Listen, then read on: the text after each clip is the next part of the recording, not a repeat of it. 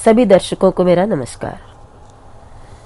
जैसा कि पूर्व व्याख्यानों में बहुव्रीहि समास पर चर्चा चल रही है, आज भी मैं आपके सामने बहुव्रीहि समास के अन्य भेदों पर आपके सामने चर्चा करूंगी।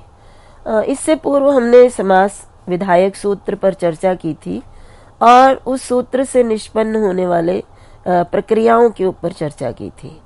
अब बहुव्रीहि समास में ही कुछ ऐसे समस्त पद होते हैं जिनमें कुछ अन्य परिवर्तन भी होते हैं, और वो परिवर्तन किस कारण से होते हैं उस विषय में मैं आपके सामने अपने मत प्रस्तुत करूंगी। इससे पूर्व मैं बता चुकी हूँ कि बहुव्रीहि समास में समास के अंत में कप प्रत्यय लगता है।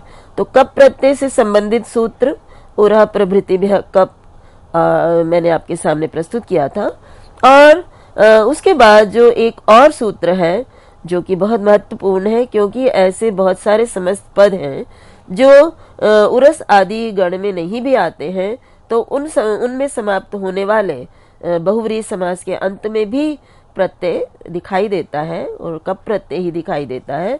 तो उसके लिए उससे संबंधित सूत्र क्या हो सकता है वो आपके सामने मैं प्रस्तुत कर रही हूँ, और वो सूत्र है शेषाद विभाषा। और इस सूत्र का अर्थ वृत्तिकार ने कहा, उन्होंने शेषाद का अर्थ दिया अनुक्त समासांतात, और विभाषा जैसा कि हम जानते हैं कि विकल्प का ही कह लीजिए दूसरा नाम है, परंतु वास्तव में विभाषा विकल्प ये इनमें थोड़ा थोड़ा सा अंतर है, लेकिन यहाँ पर हम ये समझेंगे कि विभाषा का अर्थ है विकल्प। तो यहाँ उन्होंने कहा कि अनुक्त समासांतात बहुव्रीहे कप वा, अर्थात जिनसे कोई समासांत प्रत्यय नहीं कहा गया, ऐसे बहुव्रीहि समास के अंत में भी कप प्रत्यय का विधान हो जाता है, और वो विकल्प से होता है। तो यदि हम इस सूत्र को देखते हैं तो हमें शेषाद के लिए जो इन्होंने कहा अनुक्त समासांतात, तो बहुव्रीहि समास, तो बहुव्रीहि समास विधायक हमने अभी तो एक ही सूत्र किया है, परंतु आगे इसके और अन्य 4 सूत्र भी आएंगे जिनसे विशेष परिस्थितियों में बहुव्रीहि समास होता है। तो इसलिए यहाँ पर यदि हम कहें कि अनुक्त शेषाद का अर्थ है अनुक्त समासांतात, तो जो सूत्र आगे आएंगे जिनसे हम बहुव्रीहि समास करेंगे वो सब बहुव्रीहि समास के अंतर्गत आने के कारण क्या उनके समासों के अंत में भी यदि कोई और प्रत्यय नहीं किया गया है तो कप प्रत्यय का विधान होगा। ये एक बहुत बड़ी समस्या इस सूत्र के द्वारा, यदि हम इसका उचित अर्थ नहीं समझते हैं या केवल मात्र वृत्ति के आधार पर ही हम अर्थ करना चाहें, तो ये समस्या हमारे सामने आती है। तो शेषाद का अर्थ केवल मात्र यदि हम के अनुक्त समासांत है तो ये जो है सही नहीं है। तो इस पर टीकाकारों ने अपनी व्याख्या दी है, और यहाँ पर मैं जो आपके सामने प्रस्तुत कर रही हूँ वो एस.सी. वासु ने जो शेषाद का अर्थ दिया है उस पर चर्चा करूंगी। इससे पहले मैं वासु के इस व्याख्या की बात करूं तो मैं आपको ये बताना चाहूंगी कि एस.सी. वासु ने जो व्याख्या यहाँ की है उसी प्रकार से आचार्य भर्तृहरि ने भी अपने वाक्यपदीय में जो मीमांसा के 24 न्याय हैं उनका वर्णन करते हुए पाणिनि के सूत्रों पर उनको घटित करके पाणिनि सूत्रों की एक नई व्याख्या प्रस्तुत की है, और इसको विस्तार से आचार्य पुण्यराज ने अपनी टीका में प्रस्तुत किया है। तो वही उसी का अनुकरण करते हुए टीकाकारों ने यहाँ पर जो शेषाद है इसके अर्थ को स्पष्ट करने का प्रयास किया है। तो एस.सी. वासु के जो है टिप्पणी के अनुसार उन्होंने इसके शेषाद को 2 अर्थों में प्रयुक्त किया है। पहला है आफ्टर ऑल दोज बहुव्रीहिज फॉर विच नो समासांत हैज बीन टॉट। तो शेषाद का एक अर्थ तो यही है जो अनुक्त समासांत दिया है वृत्ति ने, कि वेद सभी बहुव्रीहि समास जिनके बाद कोई समासांत प्रत्यय नहीं कहा गया हो। तो केवल मात्र यदि यही व्याख्या हो तो इससे उत्पन्न होने वाली आशंका मैंने आपके सामने रखी है। तो इसलिए उन्होंने इसका दूसरा अर्थ दिया कि आफ्टर दोज बहुव्रीहिज विच आर फॉर्म्ड अंडर शेषो बहुव्रीहि रूल। और ब्रैकेट में आवृत्ति और तंत्र व्यू, ये मैं अभी आपको बाद में स्पष्ट करूंगी। मैं इसका जो दूसरा उन्होंने ये कहा है कि शेषात का दूसरा अर्थ ये है कि वे सब बहुव्रीहि समास शेष के अंतर्गत आएंगे जो शेषो बहुव्रीहि सूत्र के अंतर्गत आते हैं, के अधिकार में आते हैं। तो यदि हम स्मरण करें, जब हमने शेषो बहुव्रीहि की व्याख्या की थी तो मैंने आपको उस समय यही बताया था कि शेष का तात्पर्य यहाँ जो अन्य तत्पुरुष आदि समासों से शेष है। तो वहां हमने यही निष्कर्ष पर पहुंचे थे कि प्रथमा विभक्ति के में समाप्त होने वालों का समास शेष के अंतर्गत आता है, प्रथमांतों का अन्य पद के अर्थ में होने वाला समास। तो उसी संदर्भ में और उसी के अधिकार में शेषो बहुव्रीहि के अधिकार में ही अनेकम अन्य पदार्थे सूत्र पढ़ा गया था। तो इसलिए यहाँ पर जो शेषो बहुव्रीहि के अंतर्गत आने वाला सूत्र है वो एकम अन्य पदार्थे ही है। तो इसलिए तात्पर्य है कि वे बहुव्रीहि समास जो अनेकम अन्य पदार्थे सूत्र के द्वारा किए गए हैं, उनमें समास करने के बाद यदि कोई प्रत्यय समासांत प्रत्यय विधान नहीं किया गया है तो उनसे समास के अंत में विकल्प से कप प्रत्यय का प्रयोग हो सकता है। तो यहाँ पे देखिए दो बातें ध्यान में रखनी है। एक ये कि समास के अंत में प्रत्यय अन्य किसी सूत्र द्वारा नहीं किया जाना चाहिए। यदि अन्य किसी सूत्र द्वारा उनको कोई समासांत प्रत्यय कहा गया है तो फिर ये शेष के अंतर्गत नहीं आएगा। तो यहाँ जैसा कि मैंने आपको बताया कि यहाँ शेष जो शेषात पद है सूत्र में, उसको दो अर्थों में प्रयुक्त किया गया है। एक जो जिनसे कोई समास नहीं किया, समासांत प्रत्यय नहीं किया गया है, वो शेष के अंतर्गत आ जाएंगे, बहुव्रीहि समास। और एक वो जो शेषो बहुव्रीहि के अंतर्गत के सूत्र के अंतर्गत आने वाले हैं, उन्हें भी शेषात कहा गया है। तो यहाँ क्योंकि ब्रैकेट में मैंने दिखाया है कि उन्होंने यहाँ पर कहा है कि यहाँ आवृत्ति और तंत्र व्यू, अर्थात ये जो दो अर्थ हैं शेषात के, ये आवृत्ति और तंत्र इन दो न्यायों के कारण हुए हैं, आवृत्ति न्याय अथवा तंत्र न्याय।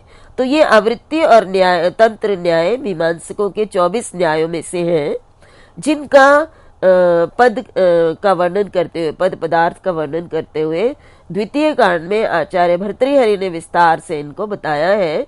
और पद के अर्थ के सार्थकता को बताते हुए उन्होंने इनकी चर्चा की है। और पुण्यराज ने इन दोनों न्यायों को घटित करके सूत्रों में दिखाया है, तो किस तरह से आवृत्ति का प्रयोग करके सूत्रार्थ होता है और तंत्र का प्रयोग करके। तो यहाँ पर भी देखिए आवृत्ति का प्रयोग करके यदि हम माने कि यहाँ पर शेषाद की इस सूत्र में 2 बार आवृत्ति करने पर इस सूत्र का अर्थ हमें प्राप्त होता है। एक बार जो कि सभी बहुव्रीहि समास जिनसे समासांत नहीं है वो भी शेष के अंतर्गत आते हैं, और शेषो बहुव्रीहि सूत्र द्वारा जो अनेकम अन्य पदार्थ सूत्र द्वारा किया गया समास है वो भी शेष के अंतर्गत आता है। तो इस प्रकार से शेष के 2 अर्थ आवृत्ति न्याय के द्वारा किए गए हैं, जिस कारण से ये सूत्र अपना पूर्ण अर्थ प्रदान करता है। तंत्र न्याय से भी हो सकता है, क्योंकि कुछ आचार्यों का कहना है कि एक ही पद, जिस प्रकार से दीपक यदि रखा हो बीच में तो वो सब तरफ प्रकाश पहुंचाता है, उसी प्रकार से ये एक ही शेषात पद दोनों ही अर्थों को प्रदान करता है। तो चाहे आवृत्ति के द्वारा चाहे तंत्र न्याय के द्वारा माने तो इस समास में शेष पद का 2 बार प्रयोग करने के बाद ही ये अर्थ प्राप्त होता है। अन्यथा जो और 4 सूत्र हैं जिनसे बहुव्रीहि समास किया गया है, आगे जिनका वर्णन मैं करूंगी, तो उनमें भी समासांत प्रत्यय कप विकल्प से हो जाता, जो कि अभीष्ट नहीं है। तो मैं इसका उदाहरण आपके सामने प्रस्तुत कर रही हूँ। इसका उदाहरण है महायशस्का और महायशाह। देखिए ये दोनों ही प्रयोग शुद्ध हैं, इसलिए यदि हम वाक्य प्रयोग करना चाहते हैं, गद्य लेखन करना चाहते हैं, तो महायशस्कः का भी प्रयोग कर सकते हैं और महायशः का भी। तो ये इसके लिए हम इसकी सिद्धि करना चाहेंगे, और वो सिद्धि है महायशस्कः और महायशः की एक ही सिद्धि है, महद यशः यस्य सः। देखिए, समास करते हुए विग्रह वाक्य में संधियों का प्रयोग करके विग्रह किया गया होता है। इसलिए मैं जब आपके सामने विग्रह करती हूँ तो मेरा प्रयास ये रहता है कि मैं संधि हटाकर आपको करूं, ताकि आपको ये ज्ञात हो जाए कि वास्तव में ये पद क्या है। और महत जो है नपुंसक लिंग प्रथमा एक वचन में प्रयोग इसलिए किया गया क्योंकि यशस शब्द नपुंसक लिंग है, और विशेषण विशेषण बहुलम सूत्र द्वारा यहाँ महत और यशस, महत के साथ सु, यशस के साथ सु अलौकिक विग्रह होने पर यह समास होता है। तो जब हम समास करते हैं तो हमारे पास स्थिति क्या हो जाती है, महद और यशस विभक्ति इत्यादि लोप करने के बाद। और हमारे पास एक सूत्र है अत्वसंतस्य चा धातो हो, तो इस सूत्र के अनुसार यदि सु परे हो तो उपधा को दीर्घ हो जाता है, महत की उपधा को दीर्घ नहीं होगा। इससे पूर्व महत के लिए सूत्र है आन महता समानाधिकरण जातीयो, तो महत को आकार अंतादेश हो जाएगा, तो महा, तो महत को महा। और यशस को जब हम कप प्रत्यय करते हैं तब तो कोई सीधा रूप बन जाता है यशस, और क शेष रहता है, तो महायशस बनेगा, महायशस्क। ये किस स्थिति में बनता है, जब हम कप प्रत्यय करते हैं। परंतु जब कप प्रत्यय नहीं करते तो हमारे पास महायशस रूप रहता है, और प्रथमा विभक्ति एक वचन में जब हम सु करते हैं तब अत्वसंतस्य चा धातु सूत्र द्वारा सु परे रहने पर यशस की उपधा को दीर्घ हो जाएगा। तो यशस की उपधा श का अ है, उसको दीर्घ होके महायशा बनेगा, और स का लोप करेंगे और उसके जो पूर्व स है उसके स्थान पर ससजुषरु खर्वसान्य विसर्जनिया से विसर्ग होगा। यहाँ आप प्रश्न करेंगे यशास और सु का स हो, तो उस स का लोप क्यों कैसे होता है, तो हल्म्याभ्यो दीर्घा सुतिस्य प्रिक्तम हल सूत्र द्वारा सहलंत है, इसलिए इसके बाद सु होने पर उसका लोप हो जाता है, और पूर्व सूत्र को रुत्व विसर्ग होकर तो महायशाह, ये दो रूप हमारे सामने निष्पन्न होते हैं। तो ये क्योंकि यहाँ पर कोई भी समासांत प्रत्यय नहीं कहा गया है, तो इसलिए यहाँ पर क्योंकि ये समास शेषो बहुव्रीहि सूत्र के अंतर्गत आने वाले अनेकम अन्य पदार्थ के द्वारा किया गया है, इसलिए यहाँ हमने विकल्प से शेषाद विभाषा सूत्र द्वारा कप प्रत्यय किया। कप प्रत्यय करने पर महायशस का, और जब कप प्रत्यय नहीं करते तो महायशा ये रूप बनते हैं। अब यहाँ पे देखिए उरह प्रभृति में कप है ना, तो ये उरस आदिगण के अंतर्गत नहीं आता यशस शब्द, इसलिए उससे कप प्राप्त नहीं हो रहा था। अब देखिए उसके बाद देखिए यहाँ पे है सूत्र में कहा गया अनुक्त समासांत, अर्थात जिससे कोई समासांत नहीं कहा गया। तो यहाँ पे मैंने कुछ उदाहरण आपके सामने प्रस्तुत किए, जैसे व्याघ्रपात है, सुगंधी है। तो ये जो जितने भी सूत्र प्रिय पथा है, इनमें ये जो सिद्धियां हैं, इनमें आगे आने वाले सूत्र हैं जिनसे कोई ना कोई प्रत्यय कहा गया है।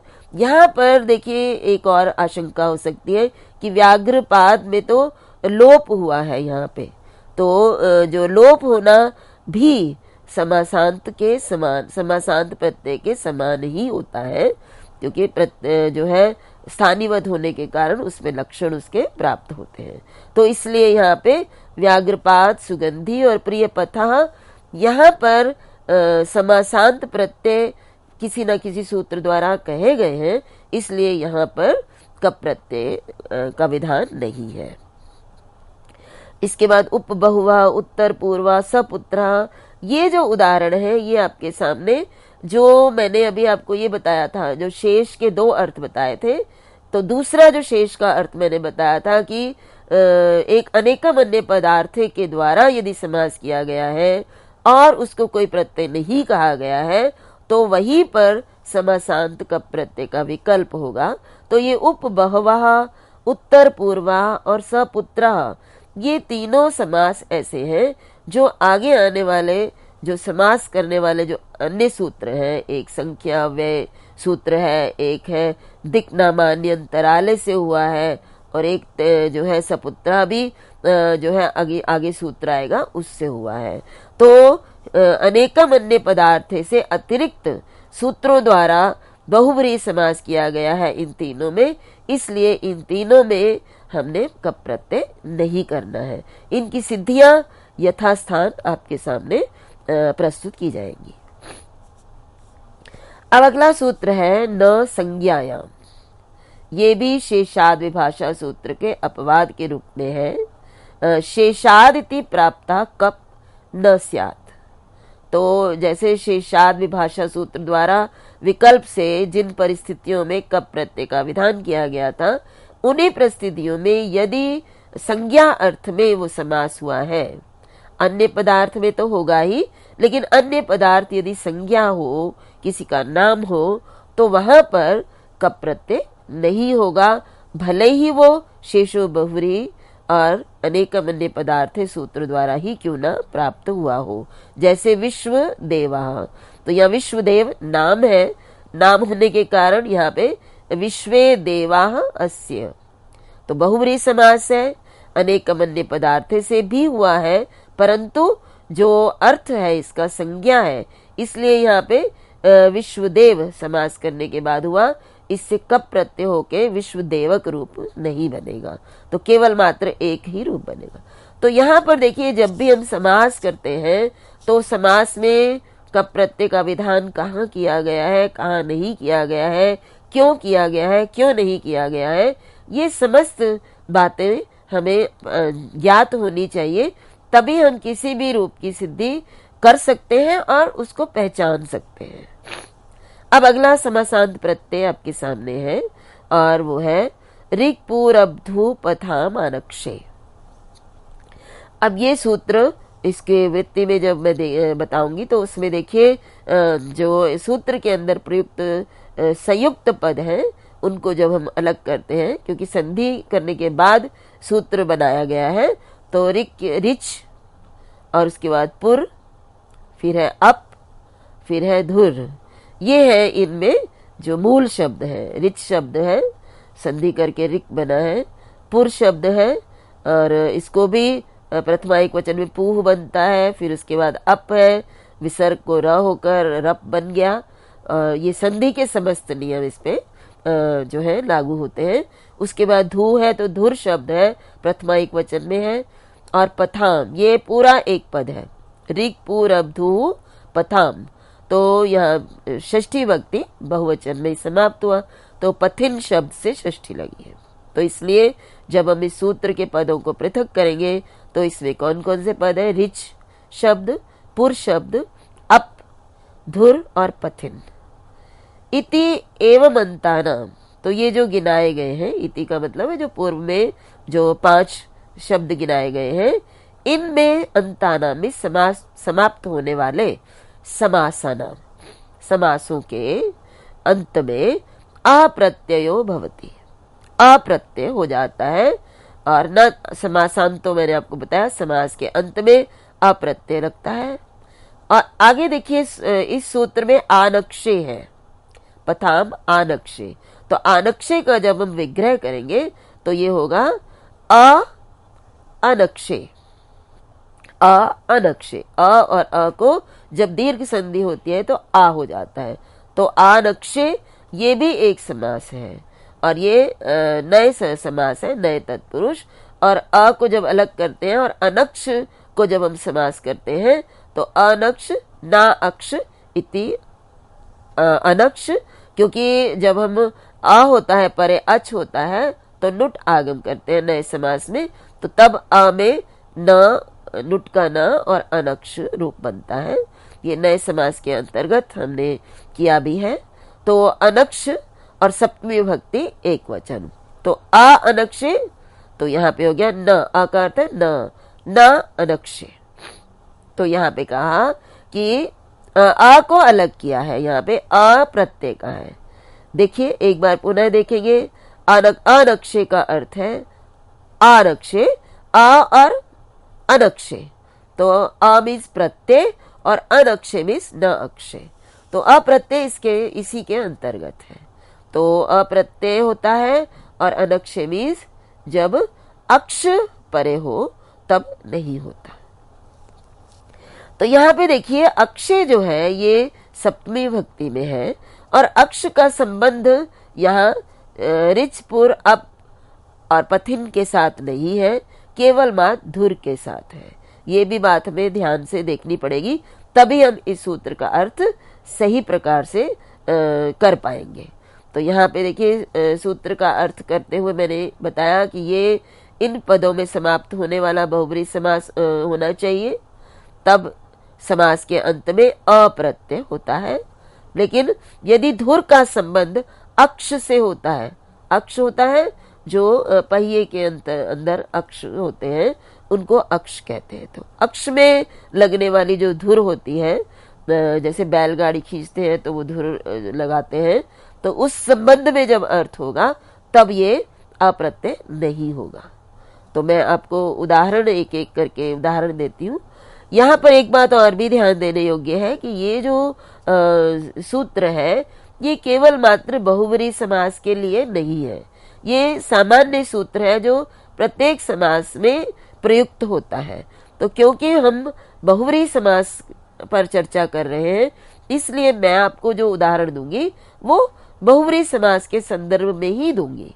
तो इसमें सबसे पहला जो है रिच का जो उदाहरण है वो है यहाँ पे अनृचः। ये अनृचः समास है, समस्त पद है, और ये समास जब हम इसका विग्रह करते हैं तो होता है अविद्यमाना ऋचः यस्मिन् स। तो अनृचः मीन्स होता है जिसमें ऋचा नहीं होती है।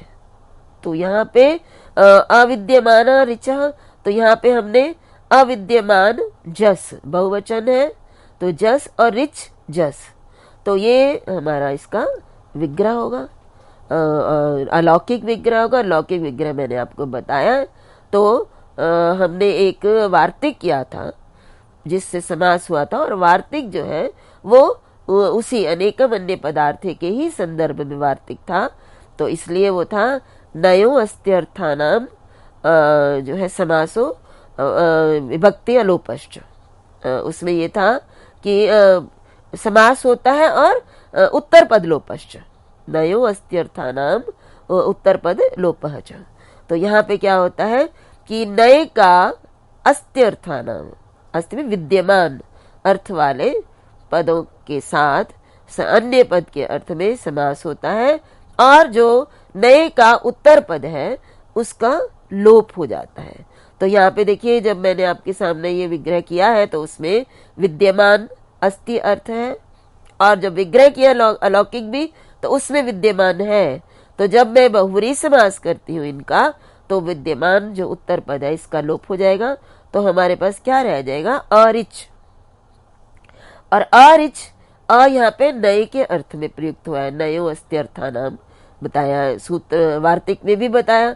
तो जब नए समास इनमें पहले होगा तो जो नुट आगम होकर अ नुट और रिच और अनरिच हो जाएगा।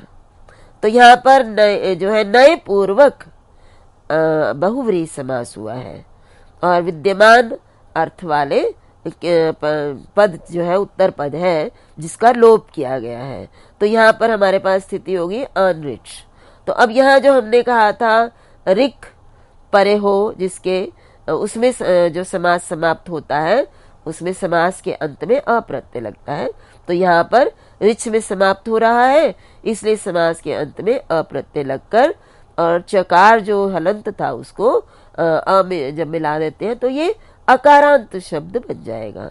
और अकारांत शब्द बनने पर प्रथमा विभक्ति एक वचन में अनिश्चः ये रूप राम की तरह रामः रूप निष्पन्न होगा।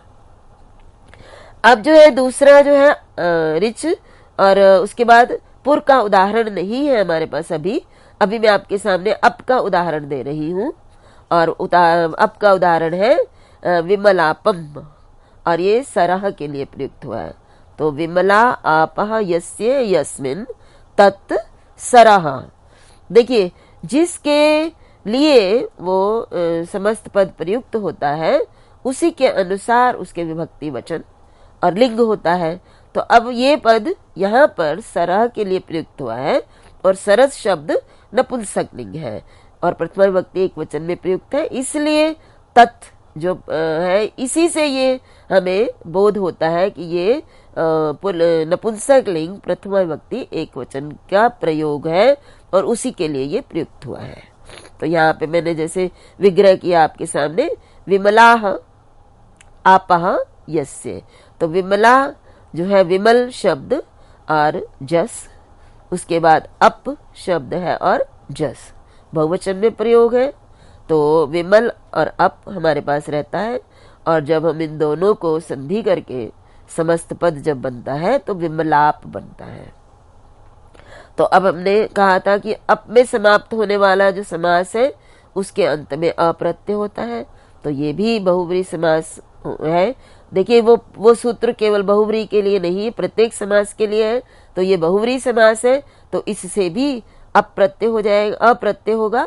तो यहाँ अप्रत्यय होने पर ये भी अकारांत हो जाएगा और सरह के लिए है तो नपुंसकलिंग में सु और अमिपूर्व अम होकर अमिपूर्व से पूर्व रूप हो जाता है।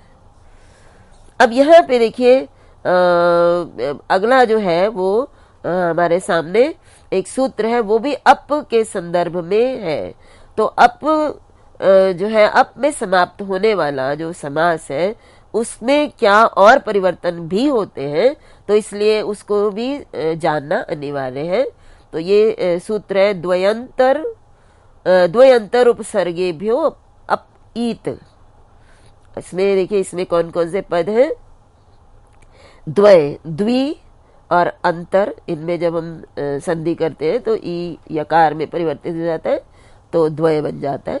तो द्वि, अंतर और उपसर्ग ये एक ही पद है और इसमें अंत में तृतीया विभक्ति चतुर्थ इसमें है पंचमी विभक्ति बहुवचन का प्रयोग हुआ है। तो यहाँ पे क्या है, और फिर अप है, ये भी ध्यान रखिए, ये भी संधि की गई है। तो अप यहाँ पे अपहा, अप शब्द और षष्ठी विभक्ति एक वचन में यहाँ प्रयुक्त हुआ है। और ईत, तो यहाँ पे इसको वृत्ति में देखेंगे, अपह इति कृत समासान्तस्य अनुकरणम षष्ठ्यर्थे प्रथमा एभ्यो अपस्य ईत स्यात्। यहाँ देखिए, वृत्ति के अनुसार जो यहाँ पर पदों का जो उनके अर्थ होंगे उनको भी हमें देखना पड़ेगा।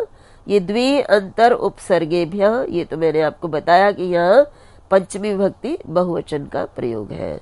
उसके बाद अपह ईत, तो यहाँ अप शब्द जो है यहाँ पे अकारांत है, परंतु ये प्रथमा में है, षष्ठी में नहीं है, क्योंकि यहाँ पर वृत्तिकार ने यहाँ का षष्ठी अर्थे प्रथमा। तो अप में जो प्रथमा विभक्ति लगी है वो षष्ठी अर्थ में लगी है। तो ऐसा कहने का प्रयोजन ही ये है कि यहाँ पे अप अकारांत शब्द जो है अ प्रत्यय लगाकर प्रयुक्त किया गया है और प्रथमा विभक्ति में है और प्रथमा षष्ठी के अर्थ में लगी है, इसलिए इन्होंने वृत्ति में कहा कि एभ्यो अपस्य ईत स्यात्, तो अप के स्थान पर ईत होता है। तो इसका उदाहरण मैं आपको अगले व्याख्यान में विस्तार पूर्वक बताऊंगी।